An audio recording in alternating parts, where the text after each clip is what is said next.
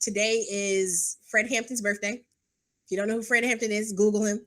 Now I'll tell you. Fred Hampton was a very vocal and notable leader of the Black Panthers. Fred Hampton was murdered by the Chicago Police Department, and in his bed, like he asleep, like no, oh my God, my life was in danger. So this has been going on for, I mean, that was almost 50 years ago. This we've been dealing with this for a long time, and just thinking about, I had a quote pulled up from him that I wanted to read. Because I mean, it takes nothing to talk about Trump and to dog Trump, right? Like Trump does it, makes it so easy. It's easy for people to do that. It takes no courage, but it takes a lot of heart. It takes a whole lot of heart to take a stand against people who are actively, all the different exposés you want to write about Trump being a slum landlord and discriminating against people in the 70s and 80s. That was New York, and that's what people did, and they still do it now. You got people like Bloomberg on the Democratic National Convention stage talking about, yes, and we're doing this, and we have to defeat Trump. Bruh, didn't you help empty out most of New York of Black and brown people anyway?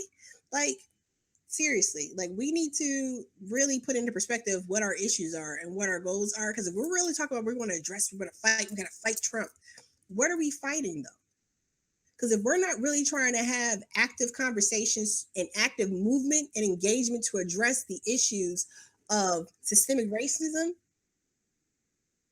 as it exists across the board, and all you want to do is get your little points in because Trump is bad and we got to defeat Trump. Come on, electing Miss Ann is not going to address systemic racism. It may like be a swat in the face to the really overt, outrageous racists we're seeing right now, but that's not even the greatest threat to us. It is these systems that continue to be left in place that are leftovers from an alleged bygone age that never actually went away.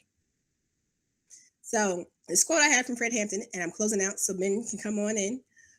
This quote I had to close out from Fred Hampton, thought I had it pulled up, is you have to understand that people have to pay the price for peace.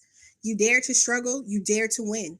If you dare not struggle, then GDIT, God damn it, as my daddy would say, GDIT, you don't deserve to win.